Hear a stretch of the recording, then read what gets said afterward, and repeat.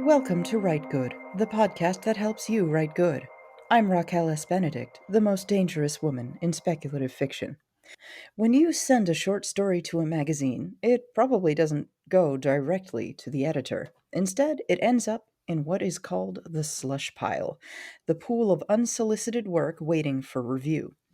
Who reviews it? Weirdos like us.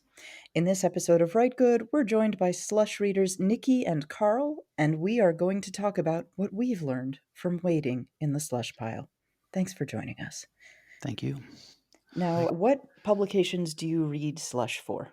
Well, currently, I'm not reading for anyone, but I have read for a few different places. Primarily, I spent some time as I was unemployed, like a lot of people were during a large part of this global pandemic that we're living in.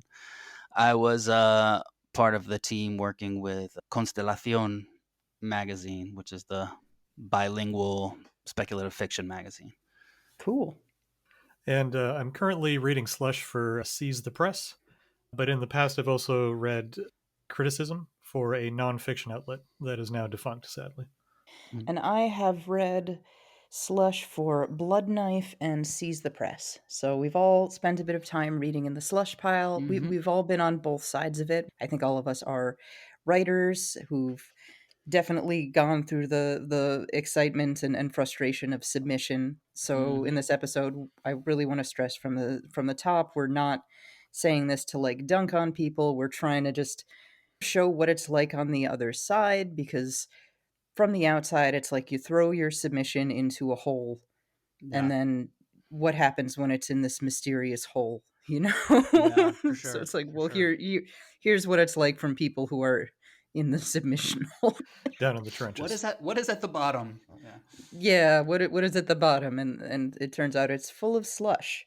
So that's what happens when you submit your unsolicited story to a fiction mag. It goes into the slush pile for slush readers to look at. It's very rare for a magazine's editor to read all of the submissions. I know Charles Finlay did it for the magazine of fantasy and science fiction, and there were also associate editors and assistant editors. I don't know if Cherie still does that. I don't know. I would not blame her if she didn't, because they get like 1,000 submissions a month, and I can't imagine reading. Yeah, all the impression I have is that she doesn't, and good for her. Because yeah, seriously, that's the like, sane option. love yourself. You don't need that shit in your life. And the reason we have slush piles is just as previously stated. It's astonishing. Magazines get so many submissions, and it's a lot of work to run a magazine, and the head editor has so much shit to do. You really can't expect them to read 1,000 fucking stories a month. Yeah, I mean, and we're talking about Charlie Finlay and Cherie Renee Thomas, who are the editors of one of the biggest science fiction and fantasy magazines in existence.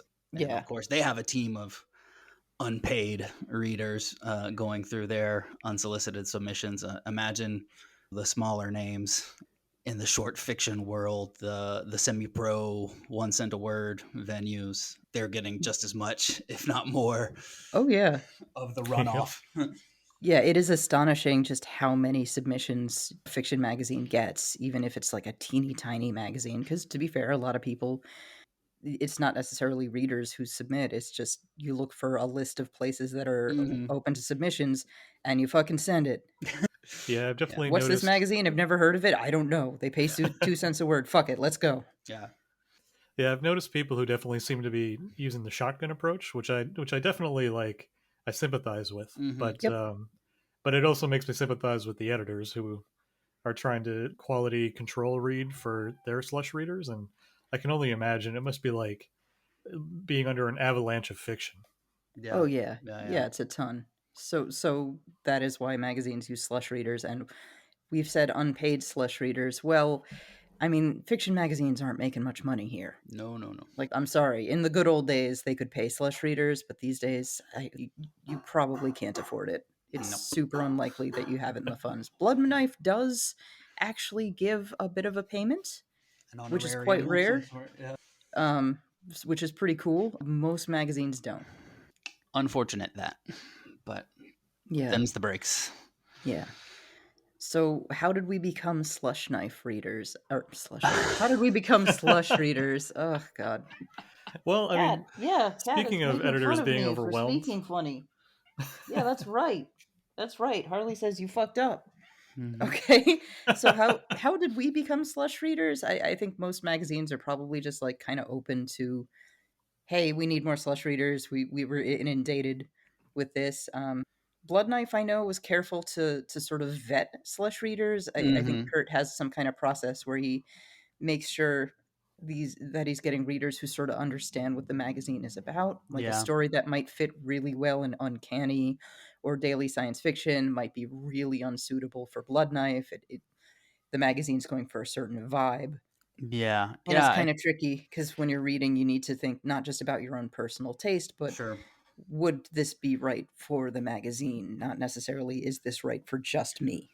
Yeah. I mean, that's from what I understand. A lot of places have bigger names and smaller names. They have some kind of a vetting process that could have different steps or not. I think nowadays, in a lot of cases, a lot of these short fiction venues have their own Discord server, and people sort of powwow there.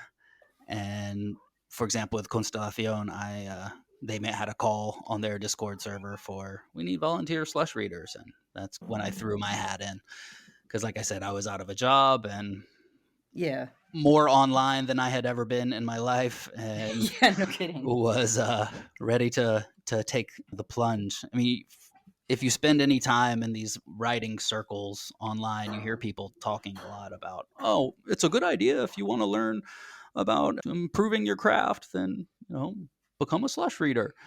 Yeah. And yeah, there are definitely some things you can learn there. But yeah, the question you mentioned earlier about the vibe, how do you know when the vibes are on and the vibes are off? Yeah, it's hard. It's there's not like a science to it, you know? It's easier, of course it's easier if if we're talking about a magazine that's been in existence for some time and you can read the archives and get a sense of what they publish. But there are new markets, as they call them, appearing. It seems like every week there's a call for submissions of some exciting new short fiction venue, but Right. they haven't. You can't really go back and read the archives to know what they Right. want. So you just kind of have to go on. Sometimes it's. I mean, it sounds a little silly, but the graphic design choices on their website, like what colors are they using? Is there a picture of a skull or is there a picture of a mermaid? Like what are they Yeah. doing here? Yeah, yeah. yeah.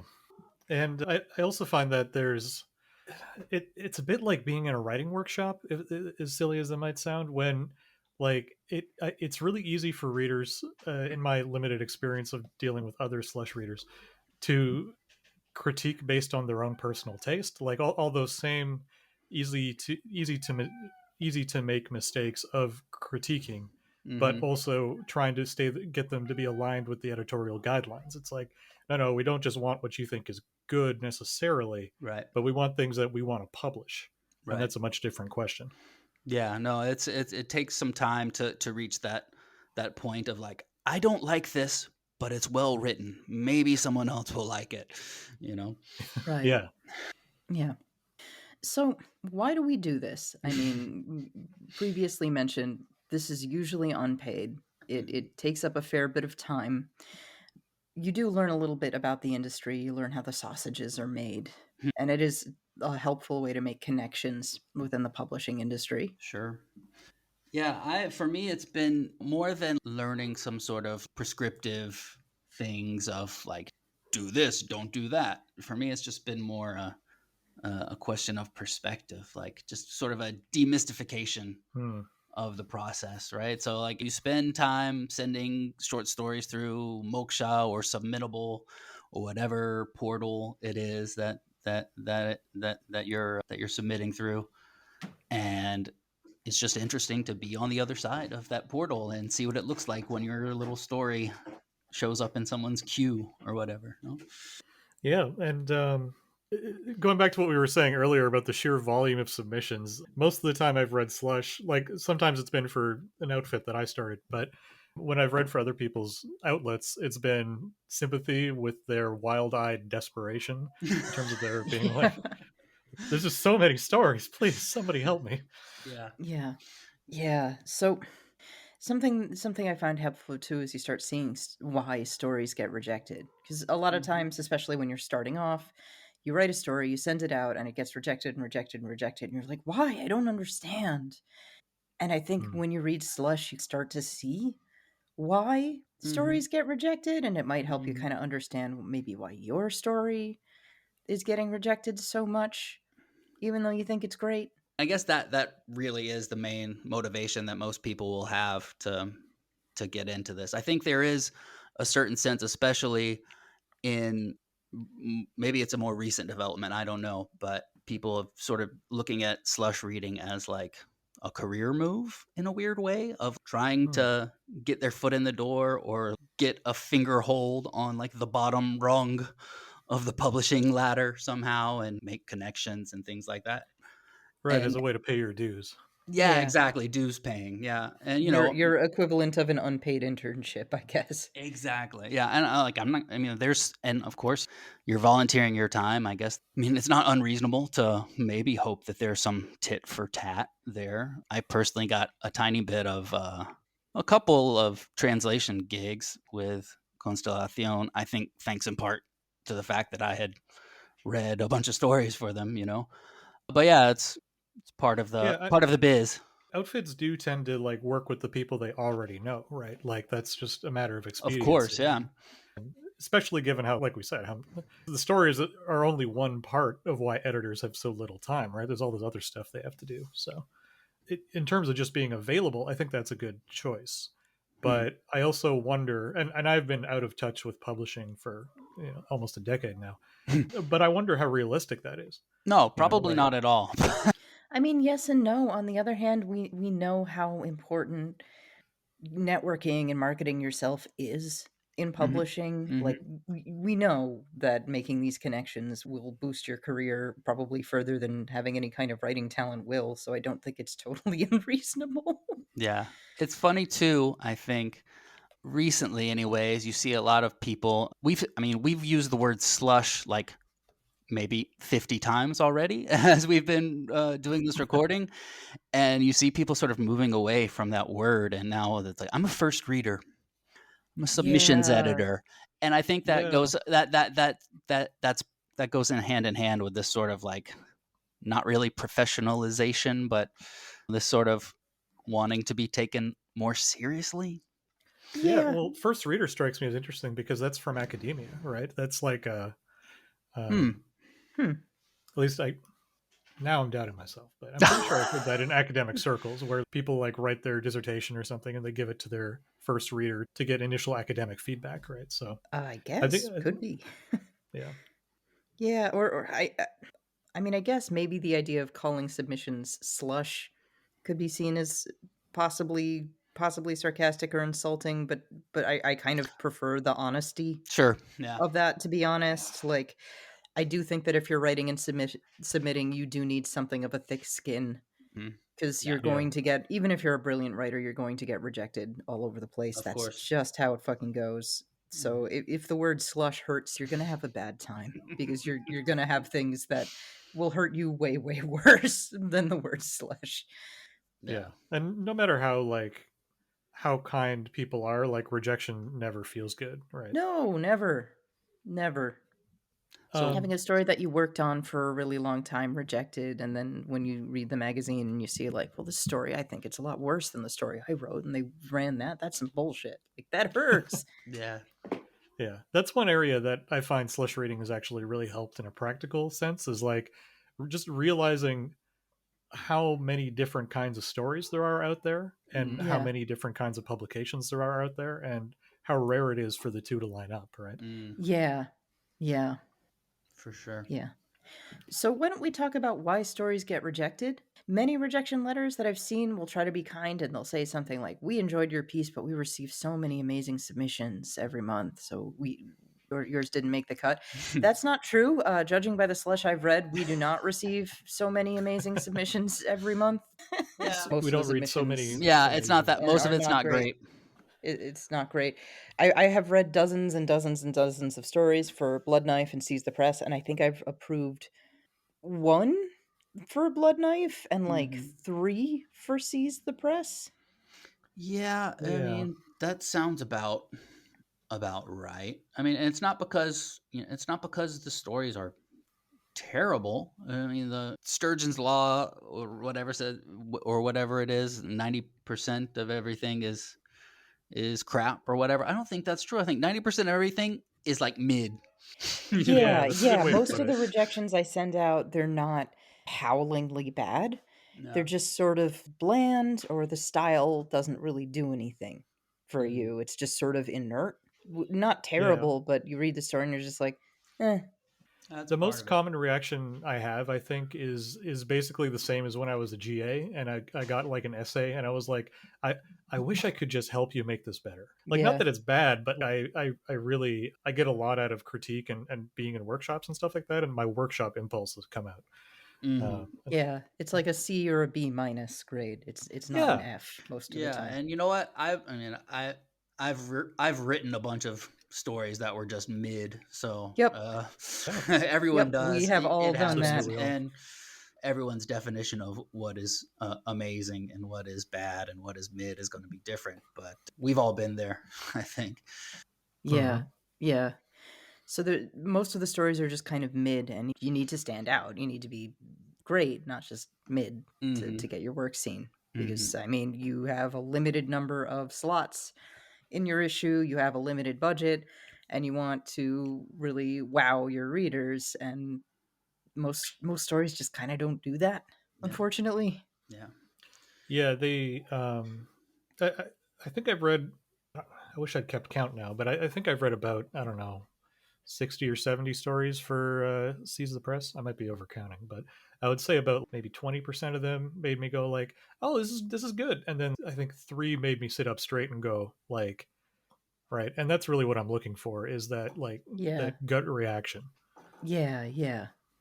So there's that most of the stories you're going to get are mid. There's also just the reality that many submitters clearly didn't read the guidelines. They'll send cutesy kind of upbeat stuff to a mag that's specifically looking for dark fiction. That's something I'll see a Yeah, lot. you're sort of the first line of defense, when you're reading these stories. And a lot of the decisions you have to make aren't really that difficult when you're Nope. when these stories come in, because sometimes it's just like, okay, well, did this person follow the guidelines? No.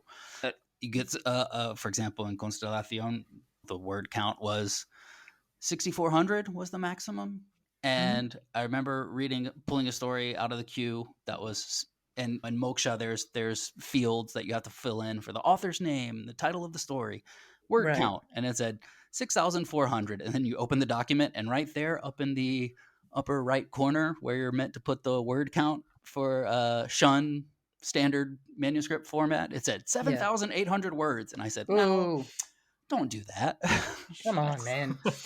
That is So not even close. yeah, Yeah, enforce. that's not just like, oh, it's only 10 words. What's it going to do? Yeah. No, come on. So you're enforcing the guidelines. If you want to get published in Clark's World magazine, and Neil Clark says that he doesn't want zombie stories, don't send him a zombie story. That kind of thing. Yeah, yeah. Like, also, there are a lot of slush you might be reading for a theme Mhm. story. Like, Mhm. magazines will have theme issues or there will be themed anthologies. And if you don't match the theme, like, I'm sorry. Yeah, there's a lot of that. Yeah, Yeah. Or submitting to a speculative fiction venue, and your story has zero speculative elements. That's another one Right, that's popular. right. Or that's the other way actually around, speculative writers trying to send stuff to literary fiction. Mm, No, no, yeah, no, no, no, no. yeah. Sorry.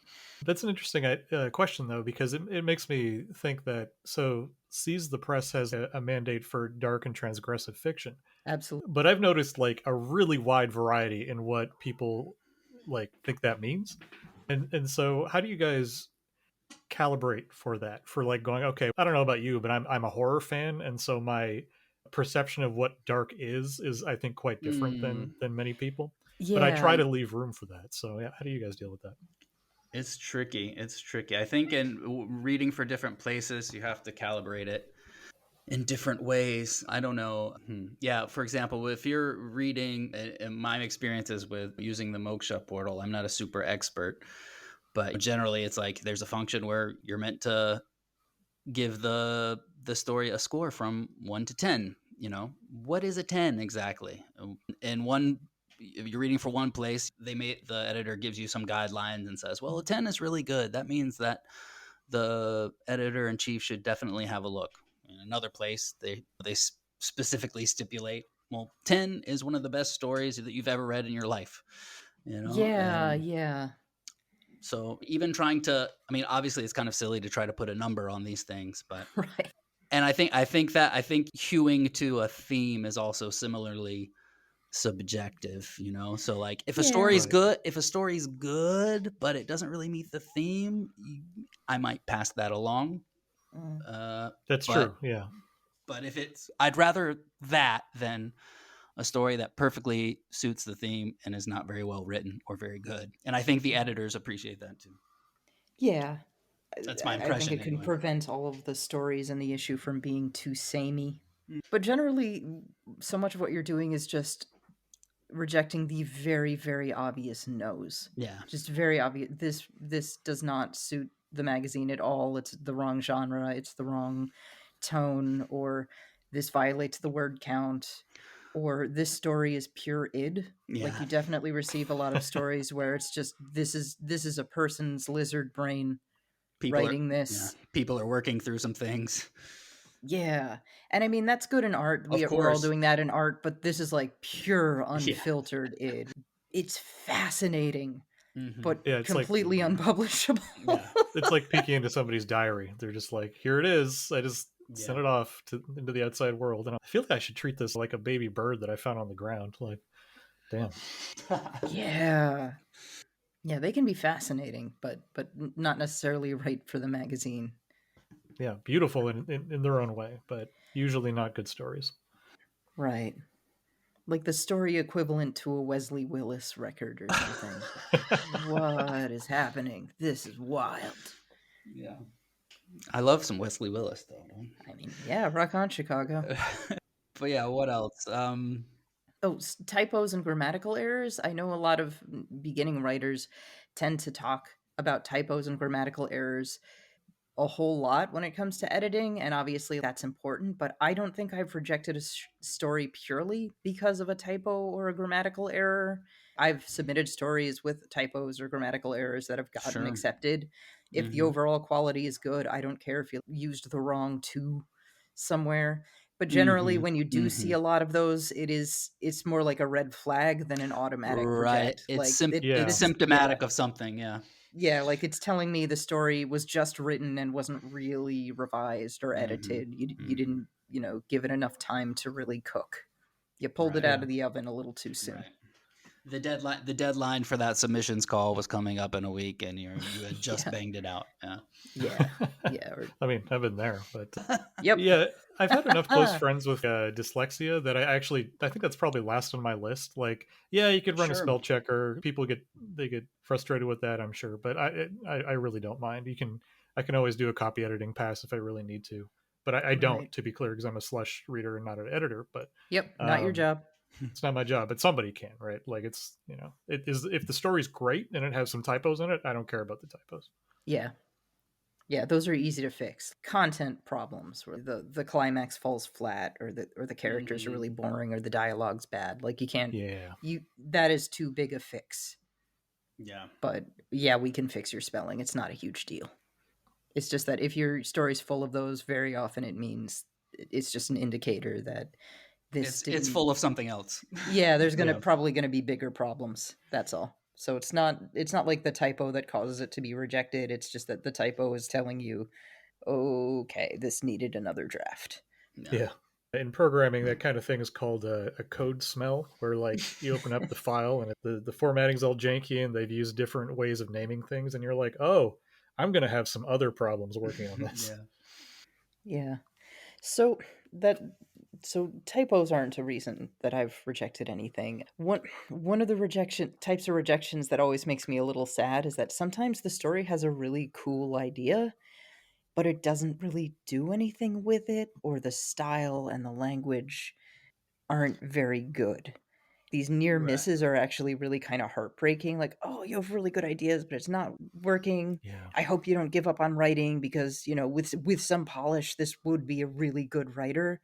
And I'm Hmm. guessing those are when editors send one of those, we look forward to your next submissions rejection letter. Like, you do Yeah. want to tell the writer, I hope you cannibalize the good part of this and reuse it in something else in the future, revisit it later. Just sometimes your ideas need more time to marinate before you're ready to write them. You do see a lot of those like little near misses that Yeah. are a little sad because it's like, no, you really do have talent, and I know this, and I hope this rejection letter doesn't make you want to give up on writing because Yeah. you have tons of potential. Yeah, those are the most heartbreaking as a slush reader, because like we don't have any like agency in the process really, right? Because even like I don't know about for other outlets, but at least for Seize the Press, I don't have the ability to just straight up reject something. I just have No, to we say, send it to the editor who sends the rejection. In Blood Knife, the way it works is you put in a comment. There's not like a score, but you add comments, and sometimes I'll put in like near miss. You yeah, know, good but not quite there. I'm not really sure what Kurt's system is for sending out rejections. I have pushed the button before. In fact, depending on how you configure your rejection messages on Moksha, it can go out anonymously or with your name on it. So my name has appeared on plenty of rejections that have gone out to people, and I've never been one to personalize them. But yeah, even those stories where I'm like, oh, this is, and usually, and to be clear, I will, I guess, in the case of Constellation, using the scale from 1 to 10, the thing five and below is automatically you can just push the button and reject it. If it's a 6 or a 7 or a 8, then maybe wait on it, maybe let someone else read it. And if you score it higher than an 8, then it automatically gets forward to the editor. So yeah, Yeah. in the case that it's a good idea, but it's not really doing it for me, I'm not going to be the one to What is it? I think tell them where they've gone yeah, wrong. You know? what is it? I think it generally is kind of like pass or fail. It's pass or fail for Seize the Press. Either you send it into the rejection pile or you send it in the second look pile where the editor yeah, takes a look at it. And Mm-hmm. that's about it. What is it? Blood Knife had it was kind of pass or fail, but there was like pass and also high pass, Mm. where it's like, okay, this is decent versus holy fucking shit. Yeah. And you'd put in comments as to like, here's why I'm rejecting this a lot. And some places, one place I've read for, I didn't really do a lot with them, but they had a system in place where automatically every story had to be read by two different people, Oh, that's clever. That's a good idea. which is, I yeah, think, a good idea, which avoids that sort of problem of this is good but I don't like it, or right, Yeah. I don't like it but it's well written. Well, maybe someone else will have a Yeah. better Yeah. view of it. You need a pretty good system with a good number of slush readers though, and I think a lot of mags, especially opening ones, it's the system's all a little janky. Yeah. It's Yeah. all a Yeah. yeah, little clunky. You see how everything's kind of held together with duct tape and string. yeah. Nothing quite works the way it should, and everyone's just trying to keep it moving. Hmm. Yeah. Let's see. So another reason why stories get rejected is way too much padding at the beginning, like over Hmm. explaining, taking too long to get to the point, and you even see it in Flash. It's kind of amazing that you'll read a story that's 1,000 words long, which is very short, and it still feels really padded and it still drags. Like it only took me 5 minutes to read this story and it dragged somehow. That's Yeah, holy shit. It's difficult. This is a dumb joke that I probably stole from somewhere, but the three most difficult parts of writing a story are the beginning, the middle, and the end. And I think the beginning and the end are the most difficult. Yeah, the beginning too. I think a lot of the time when we're writing a rough draft, there's sort of the warm up writing Hmm. where we're writing for a lot of sure. stuff to find the that gets idea. us there, Yeah. right. But Yeah, in the subsequent draft, you're supposed to cut that, and I think the problem is a lot of these writers don't cut it. yeah, One I've heard that referred to as a kind of auto hypnosis, where you're kind of trying to lull yourself into the, get yourself into the vibe of the story, but yeah, also convince yourself that there's a story there. yeah, I know And what I I'm think talking it's, about. yeah, right. And it's easy to leave that in because you obviously want to convince the editor that you know what you're Hmm. talking about too. I've done my Um, homework. right. And it just, I really struggle with stuff like that.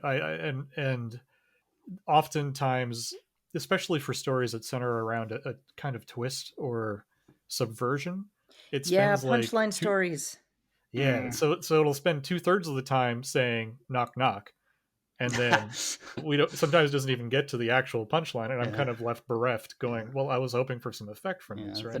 next to last paragraph is orange who. Yeah. And I'm like, all Yeah. right, and then there's one sentence and I'm like, oh, you really could have used some more space here, but Yeah, Hmm. yeah. So many of the stories that I've rejected are I've started kind of calling them internally punchline stories because it's all built upon this one little twist or this one little almost like a clever punchline at the end. But yeah, the buildup is there's way too much and it takes forever to kind of get there. And usually the payoff just isn't strong enough for all the buildup. It's a yeah. really, really weak punchline for a joke that took 800 words to get to. Especially in Flash, right? Because Flash is almost Yeah. like poetry. You need a tremendous economy of effort, right? Yeah, yeah. Yeah, I don't find myself really writing much flash fiction, and so It's uh, hard. it's really, Yeah. yeah. Hats off to anybody who's out there even really trying to do something of that form, because I find it really really difficult. Another thing I was going to say, with relationship, in relation to writing the beginnings, that these beginnings that are sort of laborious and take a long time, I sometimes wonder if I'm I'll admit that as a reader, I in recent years, for various reasons, I don't really find myself reading novels very much. I'm definitely much more of a short story reader, and I wonder sometimes if some of these things that you see in stories that come in the queue, where they have this excessive backstory, Yeah. or the balance between like scene and summary is kind of off. I wonder if that's like people trying to use a more novelistic style in the short story form, because novels are obviously, I don't think it's Right. I don't think it's controversial to say that novels are more popular and more widely read than the short story is, and so maybe a lot of people who are reading a lot of novels and trying to write short stories are trying to emulate that novelistic writing in a way that doesn't really lend itself well to the No. short story. No, you Yeah. gotta I be, wouldn't like, be surprised. ruthlessly tight with short stories, especially with Flash. Yeah. That's mostly what I've written. I did some like SCP wiki stuff back in the day, and then I had a Flash story adapted last year for podcast, and Nice. it's you really have to make every sentence and every word count. It's you don't have enough time to establish vibes. You really have to make every sentence has to do something, Mhm. and that's probably the biggest, the most common fault I have with stories. Like I'm not like a perfectionist about it when I'm reading Slush, but a lot of times there's a kind of meandering quality to stories, especially in a lot of Flash.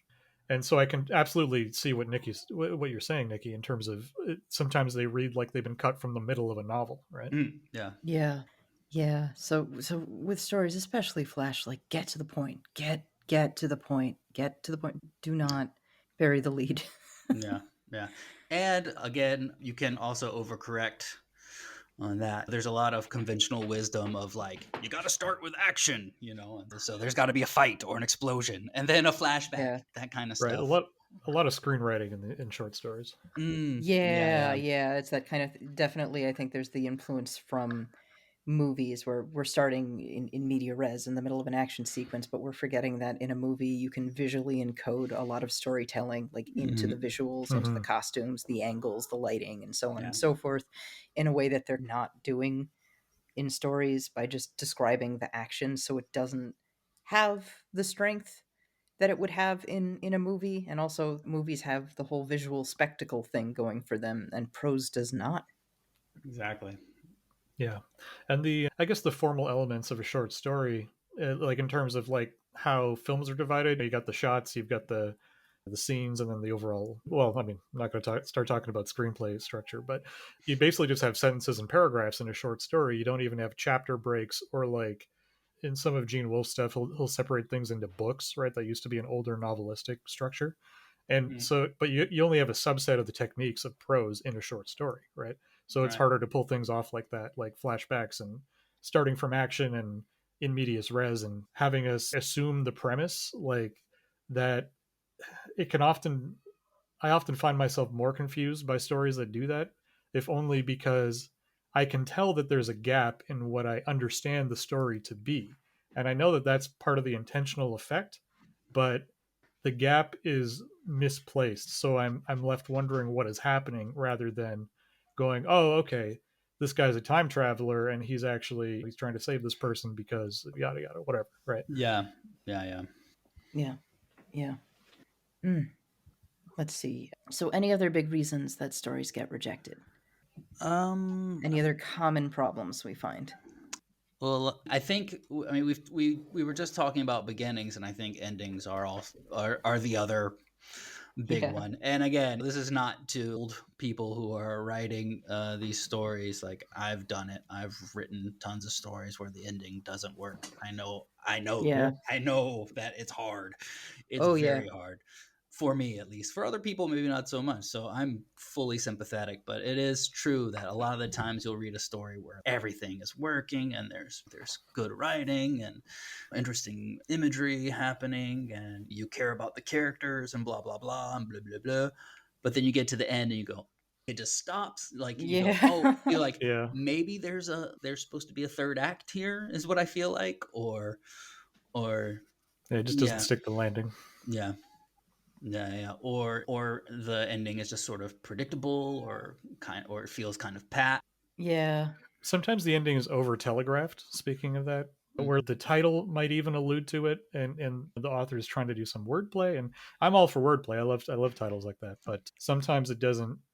There's a misdirection element to stories like that sometimes doesn't quite get carried off, and so we get to the Hmm. ending, and I'm like, oh, I knew this was coming. Okay, well, Yeah, yeah, yeah, yeah, yeah. I know what you mean. Yeah.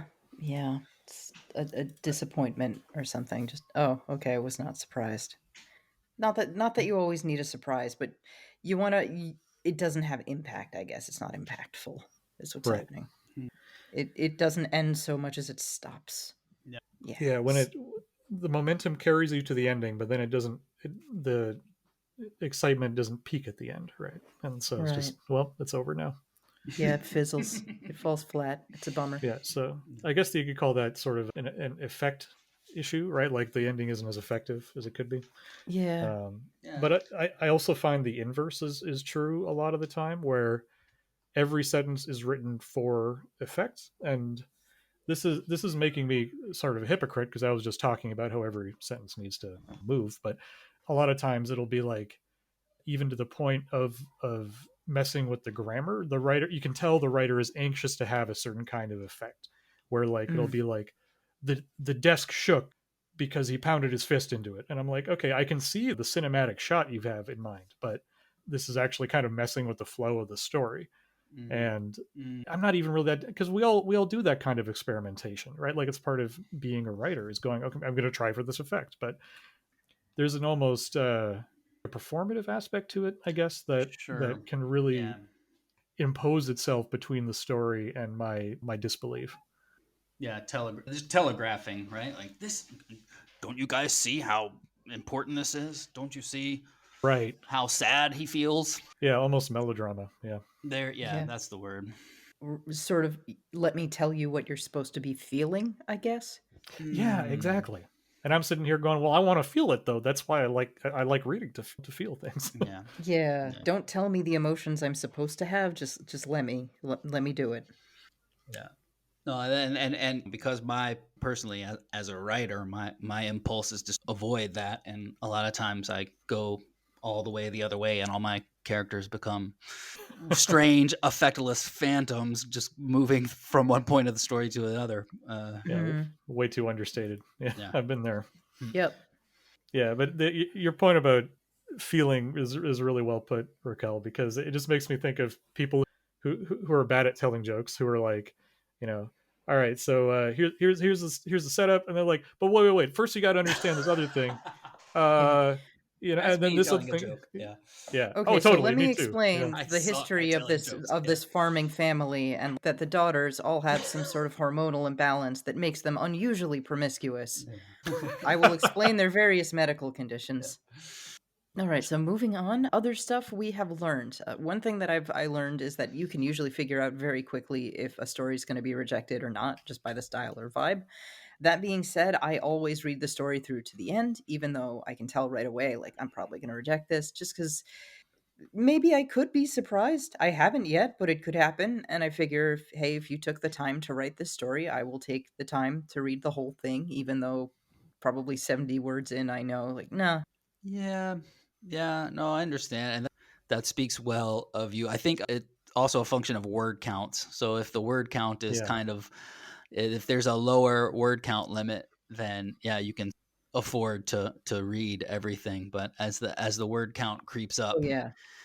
Yeah, I'm you're reading you're for, asking the reader to, you have to yeah. justify that commitment. No? Yeah, I'm reading for Blood Knife and Seize the Press, which are, I think, 1,200 and 2,000 words Yeah. limit, which Yeah. is quite short. If I was Mm. reading something with a 10,000 word count, I would probably not make it all the way through. Yeah. Just if a story was just obviously like, this is terrible, I'm not going to spend 10,000 words Well, on that. that's it, right? I'm not as a big-hearted a person as you, I guess, Raquel, because I do try to read to the end, but there's a lot of times where the style will be difficult to read or Mm, purple in a way that doesn't work, and it continues not working, and I'll be like, well, okay, I've read 60% of this. I yeah, feel pretty confident this is what the whole thing is like.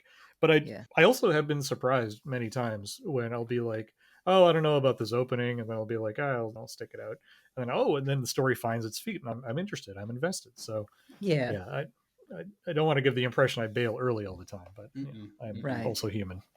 right, right.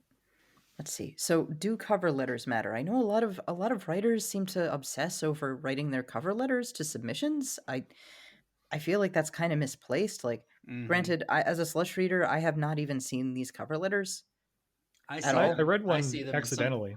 I've seen quite a few, and they run the gamut from one sentence long to my entire bio and every single thing I've ever had published, and a literary contest that I won 15 years ago, and things like that, which is not really necessary. No. I don't know that it works against you, but it doesn't really do much in your favor either, I don't think. Yeah. I think it tends not to matter that much. Yeah. I tend to go with very simple cover letters. Like, here's my submission. It's this many words long. And then if they ask for a bio, I'll put in a very brief bio. And Yeah, that's it. I've rarely read a story and found myself wondering what the person's biography was like, right? Yeah. I have read one that was included in the manuscript, and I'll say Mm. don't do that because it took me a little bit to. I was like, oh, this is a metafictional. Oh no, it's just an It's like accidental cover Oh, it's like letter. no. Nazi literature in America by Roberto Bolaño. Cool. Yeah, exactly. Yeah, A little bit of literary biography. No. All right. So, how about another thing that many writers will include in their manuscripts and in their bioinformation is if they're members of a professional organization like SFWA or HWA, that's the Horror Writers Association. Or I see a lot of people even putting Codex member, which is, it's a message board. Guys, it's a message board. That's not something to brag about. It's like putting something awful goon in your bio, which, to be fair, like, I would probably have more regard for something awful because it gave us Slender Man Yeah. yeah. and the Grover House I'd be and like, oh, Let's this Plays. It person's. has given us a wealth of internet culture, whereas Codex, a sort of somewhat racially segregated message board, has probably not had as much of an influence on culture. Yeah, and I'll be honest, I don't know the right word, but I get the impression from a lot of these organizations that people think that they are very famous, and I did not know who, like, I didn't know what Codex was. I Yeah, knew what because it's a message SFWA board. It's was, but not famous at all. It's really yeah, weird. but it's like a pro message board, right? Like a pro writer You place. need to be published first, but you can be published in like a dinky little semi-pro mag. It's And I it's mean, not a very high bar. and Mhm. if you want to put in your cover letter, like, I have been paid for writing fiction, I think I would that would actually mean more to me. Yeah, and that is normal actually in cover letters. If you're including a bio, you usually put in my work has appeared in such and such and this and that. Mhm. Yeah, But again, yeah, exactly. Yeah, like at the end of the day, I don't think that any of this stuff. If the No. story is good, or if the story is good, I'm not gonna hate it automatically because you said this, that, or the other in your cover letter, and vice versa. If the story has problems and isn't there and isn't doing it, then no amount of memberships to things is going to change that. yeah, well said. Yeah. And I definitely haven't noticed a difference in quality between people who are members of these professional organizations and people who aren't. I've approved of stories by people who didn't list any membership, and I've rejected loads and loads of stories by people who are members of these organizations. It's not a mark of quality. It's not a mark that it's bad. It's just nothing. Yeah. Yeah. To be honest, I try to read them as though it was blind submission. I don't want to, like, remember people's names or information, so I just, like, skim over it anyway. Yeah. Yeah, that's definitely the way to do it. Just ignore the person's name. Just know nothing about it. Just focus on the story. To be Mhm. fair, I usually don't know any of these people's names. I don't think I've read a story yet where I recognized the person's name. I I have. I've read a few of them where I was like, oh, I know this person. I better not Oh, read wow. this, and then I'd recuse it. Yeah. I've seen not people that I know personally, but writers that whose name I recognize from having read them in other places. I've seen their stuff before Mm, in the queue, yeah. and it's kind of hard not to let that color your perception. Oh, of course. But it it in the end, again, it's the story that matters. Yeah. Like David Lynch said, the film is the talking, right? There you go. Yeah. Yeah, it's the story itself. I don't care what your membership is. Not impressed. I, I I mean, don't know. I don't know if there are other magazines where it does matter. I'm not sure.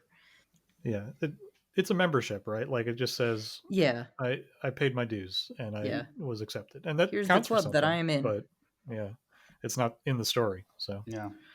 maybe if the story was about being a science fiction writer or a horror writer, I might take it into account. But yeah, Yeah. I don't know. So not impressed by your memberships. We don't care. Write a good story. That's what we like.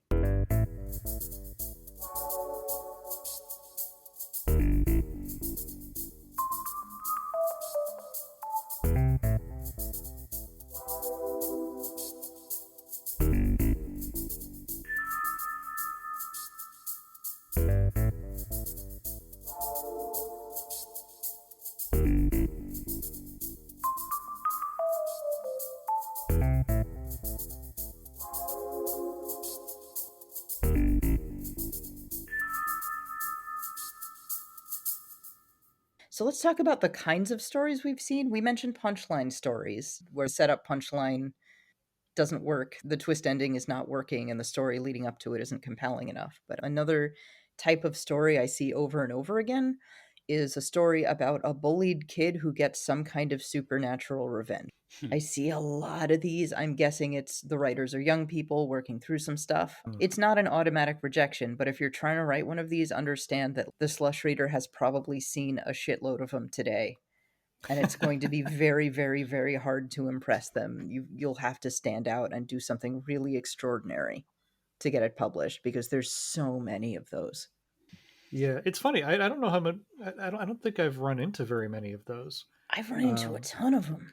I've Weird. definitely run into people get supernatural revenge, but you bullied me and now I'm getting back at you. I haven't seen that very much at all. Hmm. It's been mostly like gender war stuff from the 70s, basically. Right. Yeah. Oh, hell It's in yeah. that vein. Yeah. The id category, I guess. Yeah. Exactly. I've definitely seen a lot of marginalized person becomes a spooky superhero, which I guess is kind of related to bullied kid gets supernatural revenge. And to be fair, like these kind of stories do sell very well at other speculative venues, so I can't blame the writers for trying. Yeah. I But mean, it's all in the execution. I think you Yeah. can write a story like that, and if you're a talented writer and you've got, control of how to write a good sentence, and you're imaginative in the way that you tell the story, then I think you can make it work, right? Yeah, totally. It's kind Well, of I like, think it's a common structure, right? Because I think this is also a kind of punchline story in the sense of like, not to suggest that marginalized people are punchlines or anything like that, but in the structure of a joke, right? You've got the setup and you've got the tension and you've got the payoff. And a lot of the times that comes with a subversion of the premise. And so I think if initially you start from an underdog position and then you end up at the top, that's a kind of emotional reversal that is in the same kind of vein as the punchline story, right? So in the same way, yeah, if you can tell a joke, absolutely tell a joke, but sometimes you need to workshop the joke a little bit more. Yeah, or for me, it's just okay. If this is a story I've seen so many times, you're really gonna have to wow me Yeah, to get past. Because the trouble isn't just, oh, I hate this premise, but it's like, okay, I've seen this premise so much, and you're not doing anything special with it. And I kind of feel like sometimes you get the feeling when you're reading these that the writer feels like, wow, I'm gonna blow their fucking minds. This marginalized person is going to accept the supernatural, spooky weirdness that's affecting their life and claim their power and triumph. It's like, yeah, yeah, I know. I know where yeah. this is going. I know where. I'm all for claiming power and triumphing, but yeah, it goes back to the larger question of in reading Slush, you get a good understanding of the big ideas that everybody has and thinks that like, wow, I'm surprised nobody's thought of this before. And that perspective, I think, is sort of hard to come by unless you do something like get involved in publishing. Um, Yeah.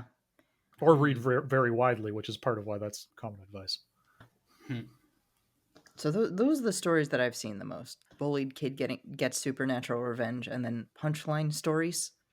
What are some super common stories or story types or premises that you've seen over and over again? We had bizarre 1970s gender wars. there's just whatever the trope is that month or whatever, whether it's werewolves or vampires or some. You hear editors and people talking about this sometimes online about how, okay, well, there was an anthology for Medusa stories or mermaid Mm, stories, and okay, well, they rejected.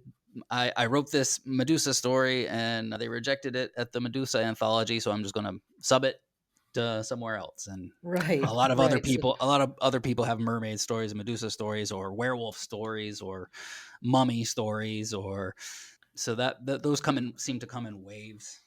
right, right. A bunch of editors suddenly get a shitload of Medusa stories, and like, the Yeah, fuck? Where's all this coming from? I Where is read, it no, coming? seriously, the first week I was reading stories for Constellacion, there were like 3 Medusa stories, and I was like, this is weird.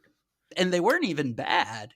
right, but it But does it was just strike like, you, yeah. how, wow, what is in the zeitgeist that is making people want to write about Medusa? Well, I can think of several things, I suppose. But yeah, so those sort of the mythological creatures, the horror monsters, those are always cropping up Right. in various forms.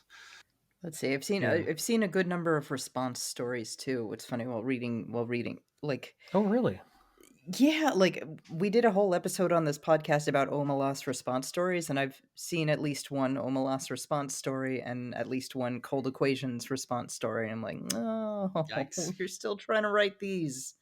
Yikes. Oh man, I'm kind of envious. I mean, there's been so much gender war stuff for me. Yeah, I have I'd love a not good seen. response. I guess I've seen a little bit. I have seen some gender war story. Yeah, I have. I've definitely seen at least one of those. Another common story type that I see, it's funny because it's not even like a as specific as the examples we've done so far, but I think of them as baby's day out stories where there's something different about the protagonist, and there's a kind of dramatic, I don't know, the opposite of dramatic irony where like the audience doesn't know what's happening but other people in the story do, and you're kind of left to infer whatever's unusual about the Mm, protagonist from people's hmm, reactions, and then it's hmm. revealed at the end and they're like, haha, this person's a robot, or something Yeah. like that, right? Yeah, well, And I wasn't don't. there a really famous H.P. Lovecraft story like that? Oh, maybe I I don't. know there was. I'm It was a not guy up on my raised in Lovecraft. some sort of weird dungeon, and he escapes, and everybody reacts to him with horror, and then he goes and sees a monster and he's really scared, and then in the end it's revealed that when he saw the monster he was looking at a mirror. Dun I mean, dun that sounds dun. right. Turn your I'm not. monitor on, bro. Yeah, and like that's the thing. It's all this other stuff. It's an understandable premise, and then if you can pull it off, absolutely do it, and maybe even do it if you don't pull it off, because that's how we learn to pull things off. But it's for sure something that I see a lot. Yeah. Almost kind of a punchline story too, in a way, that one, where it's Yeah. Yeah, all leading up to, and it turned out I was a robot or something, where it's like, oh, where it's not working because I'm sure you figure out pretty quickly. Okay, what's the deal with this protagonist? What does he turn out to be? Oh, okay, yeah, he's a robot. All yeah. right. Well, yeah. It's more like there's a gap between, you can see where the space is where they're holding something back.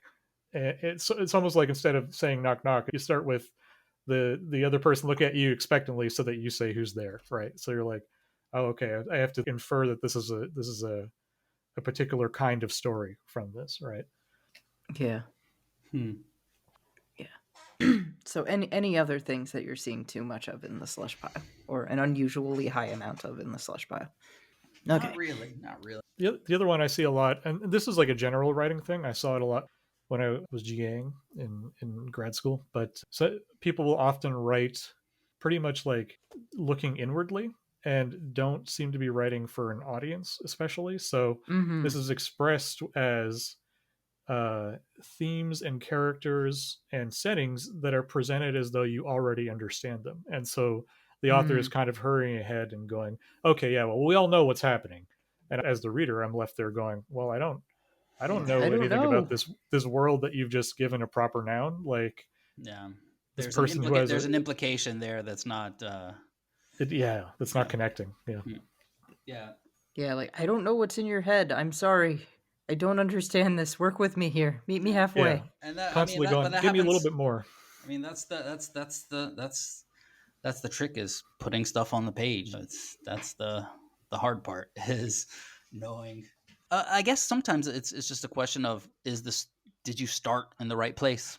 Did you, Yeah. because they're always like, start at the absolute latest last moment that you can before the story starts, to sort of avoid some of the problems that we talked about earlier with introductions. And then again, you can go too far and go too ahead.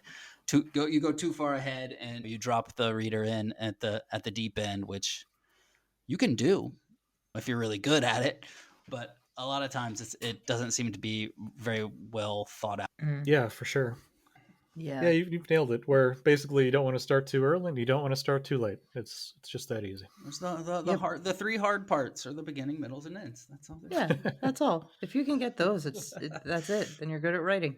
Yeah. That's all it takes. All right. So let's switch gears and talk about rethinking rejectomancy. I've heard Mm, people sort of jokingly refer to something they're calling rejectomancy. That's the art of trying to decipher rejection messages, following the cue like in the submission grinder to predict when and if you'll be rejected, and just basically yeah.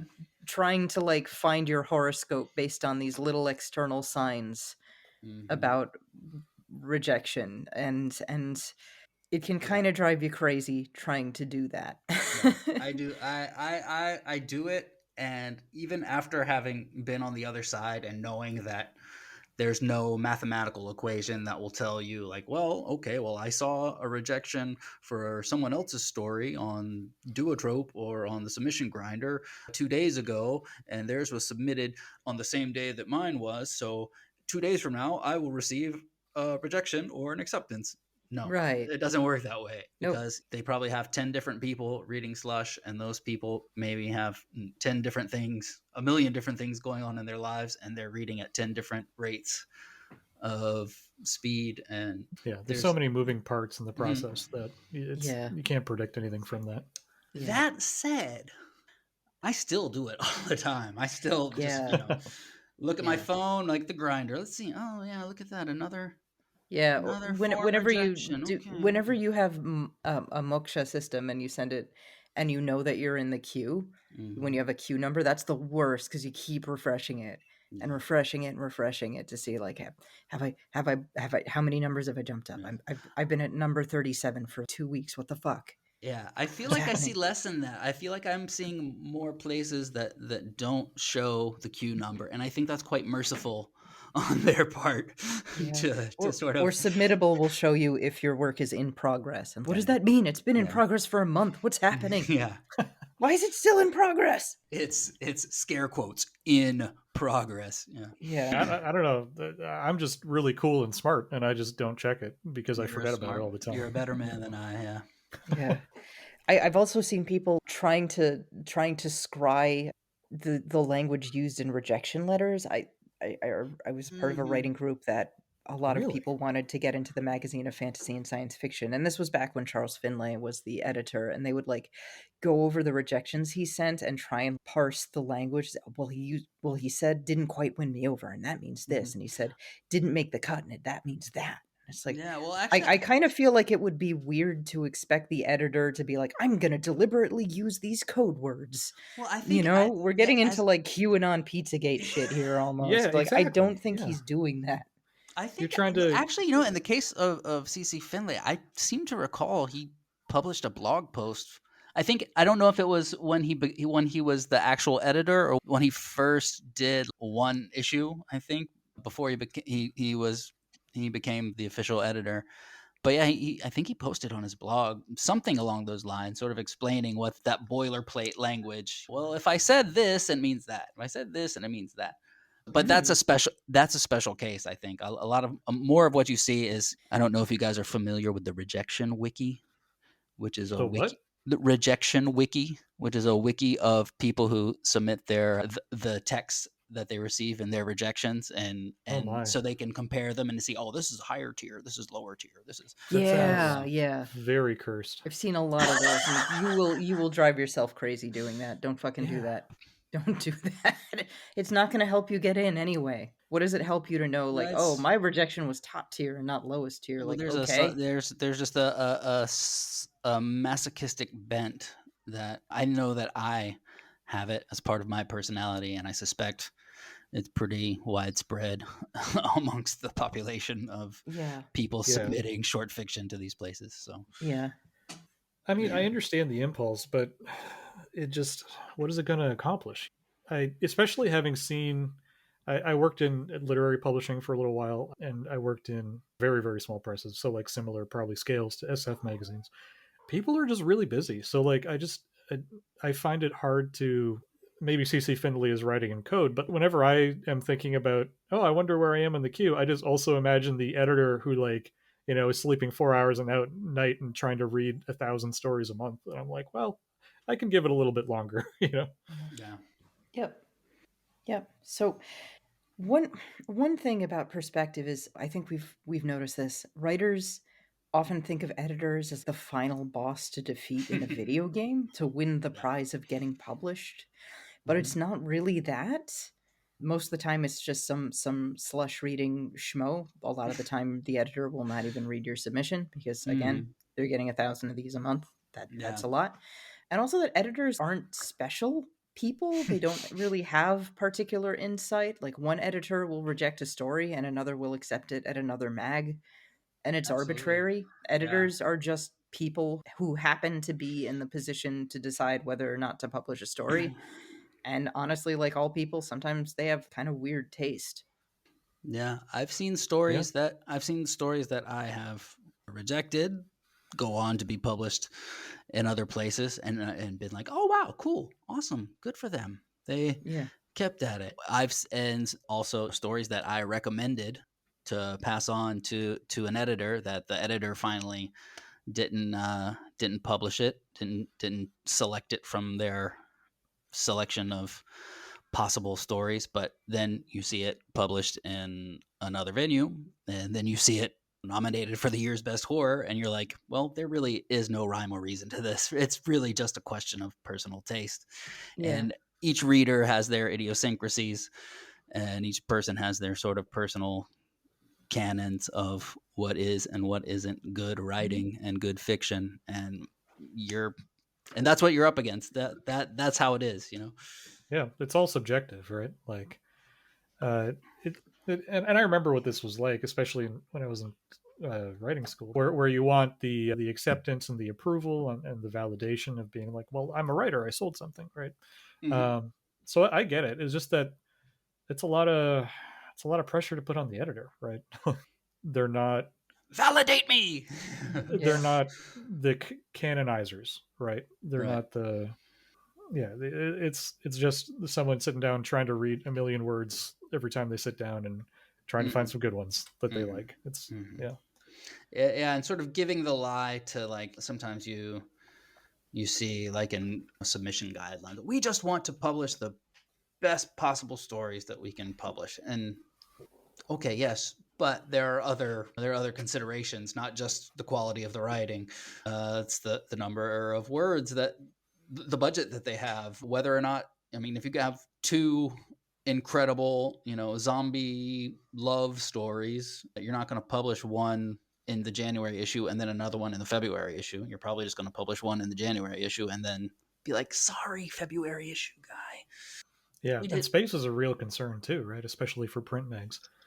Yeah, budget, space. It's not just quality. There's lots of stuff going on there. Lots of levers to pull.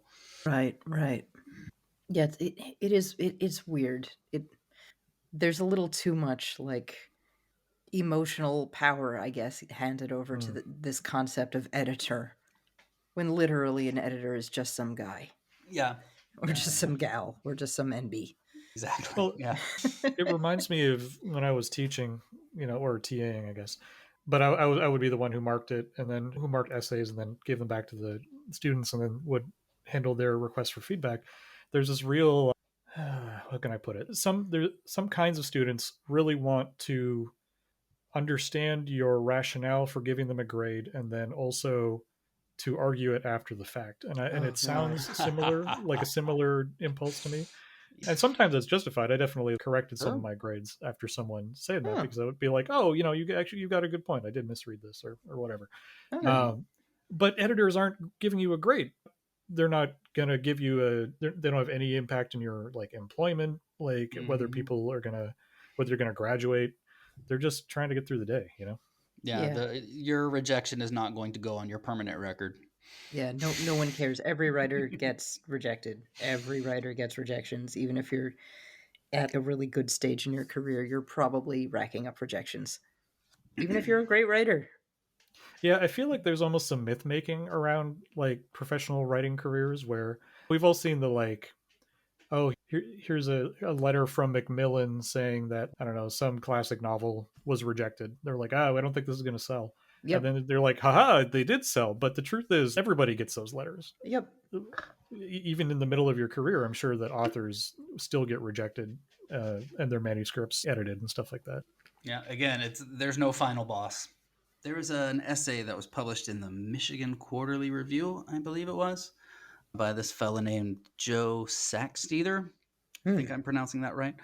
And the title was "Against Quirky Writing," and Mm. what he was describing is a sort of style that is somewhat common in sort of literary magazines. That, and by quirky writing, he's referring to this sort of gimmicky, sentence centric sort of writing that calls attention to itself in various ways by playing with grammar and cacophonic effects with the sound of language and things like that. And he was sort of explaining why this style has become so prevalent in so many venues in the literary world. And he wrote this quote that I think was kind of interesting. So he says, "The primary outlets for innovative work operate on thin to zero resources. Readers are often volunteering their time while taking a full load of courses and trying to get their own work into the world. Submission guidelines for other journals might indeed be some of the 20 tabs open as they read for their venue, their capacity for sustained focus long gone. No wonder they might only look at each submission for a minute or two before rejecting it. In such a situation, the benefit of quirky writing is that it immediately announces itself as strange. A story, conversely, that begins in a conventional way and gradually escalates its strangeness is going to be a harder sell."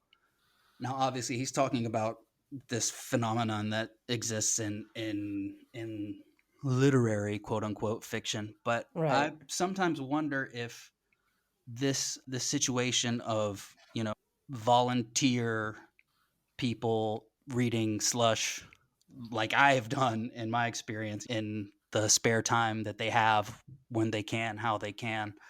I'm wondering if that doesn't also explain some of the things that you see in speculative fiction as well, sort of the trends towards tropiness and jokiness and stories that sort of telegraph what they're about in the first paragraph, and the Mm. sort of clickbaity titles where it just tells you, this is my story.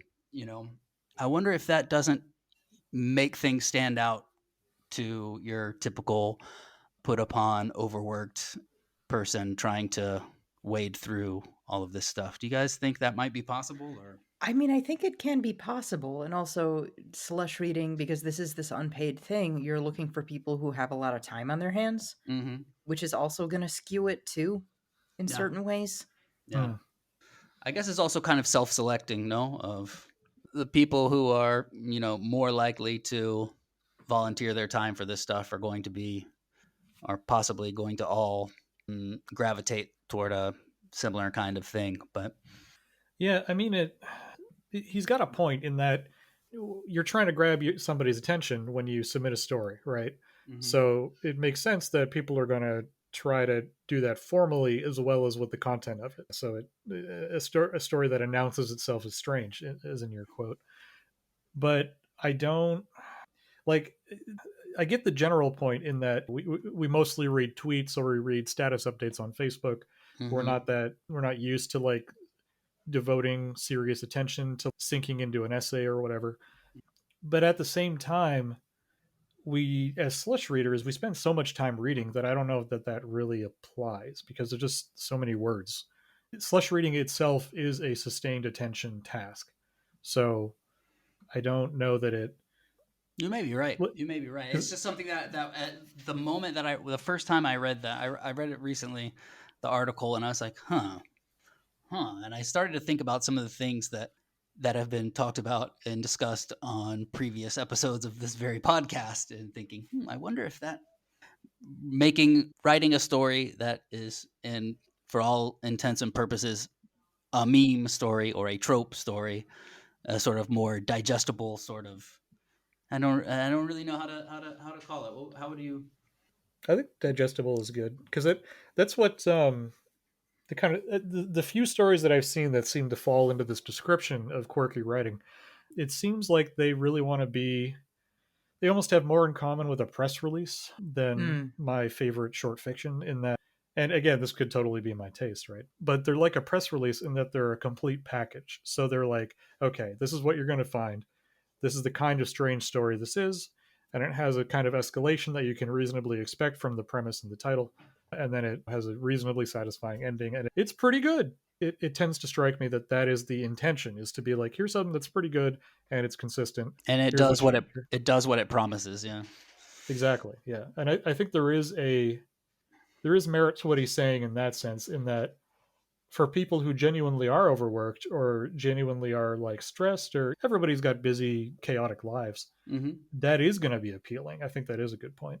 Yeah. I just don't think it doesn't match with what I've seen at least at Seize the Press, because maybe the transgressive call to action is part of what helps with that. I don't know, but Yeah. Could be. That's We've been all. talking That's for about an hour, so any final thoughts, final comments? just to stress all of the things and quote unquote flaws and mistakes and blah blah blah that we've mentioned here, that I've brought up, at least. Like, I've been I've done them all. I'm not. Yep. oh yeah, Oh, I'm just. 100%. And again, we were talking about how it's not some famous editor reading your story. Probably it's probably just some schmo. Well, that's me. I don't know shit. I'm trying to figure this stuff out as well. So, here. um, just to be clear, I'm not trying to. Yeah, we've all done these. They're common mistakes because they're common. So yeah, we all do them. I'm doing it right now, right? These are not meant to be savage dunks or anything like that. I'm a little Yeah. tired of dunks, to be honest. So it's just stuff that I see. It's just a description of what I tend to read. Yeah. Yeah, I do know that one of the other Slush readers I've been talking to, I can't remember, was it one of you guys was saying like that he'd sent out a story, or they'd sent out a story and it was getting rejected and they didn't understand why, and then they were reading Slush and saw a bunch of stories kind of similar to it that they rejected, and they're like, "Oh, okay, now I understand why." Yeah. Shit. Yeah, I'm sometimes doing it's this just that thing and simple. this thing Yeah. sucks. I didn't Yeah. realize until now. Yeah. It I reminds get me, I read this book on improv not too long ago, and one of the ideas it says in it is don't, when you're doing improv, don't do the first idea that comes to mind, do the second idea, because mm, Yeah. everyone's first idea is broadly similar, right? mm, that's cool. Yeah. Yeah, absolutely. So do the second idea. Do some do some refinement. Write a second draft, please. Write a second hmm draft before you send it out. For Yeah. the love of God, don't send out your rough draft. What are you thinking? Don't do that. hmm It's not going to go so good, probably. All right. So before we go, where can our listeners find and support your work? I write and publish a little bit, at least, under my initials, N.M. Whitley. And just last week, as we were recording this, I had a story published in a literary magazine called the Barcelona Review. It was their 25th anniversary issue, I believe, and they plucked my little story out of their slush queue and were gracious enough to publish it. And you can check that out online at the Barcelona Review. And that's about it as far as recent stuff. I don't have much of a presence. I was kind of off Twitter even before the Elon Musk stuff, but I do have a story. The story I was talking about earlier that got adapted to a podcast is The Farmhouse, and it's in Psychotic Operas 2 from the Green Box podcast. I was going to joke that I don't have a SoundCloud, but this is actually a SoundCloud link, so I'm going to Haha. send that to you. So please check out my SoundCloud. That's it, though. I have stuff on submission, but mostly I read Slush. Yeah. All right. Well, thanks for coming on the show, and thank you all for listening. That's all for this episode. If you like what you heard, head to patreon.com/Rite Gud and subscribe. Until next time, keep writing good. This has been Rite Gud with Raquel S. Benedict. Hosted by Raquel S. Benedict and produced by Matt Keeley for KS Media LLC. Theme song by Surgeryhead. This has been a Kitty Sneezes production.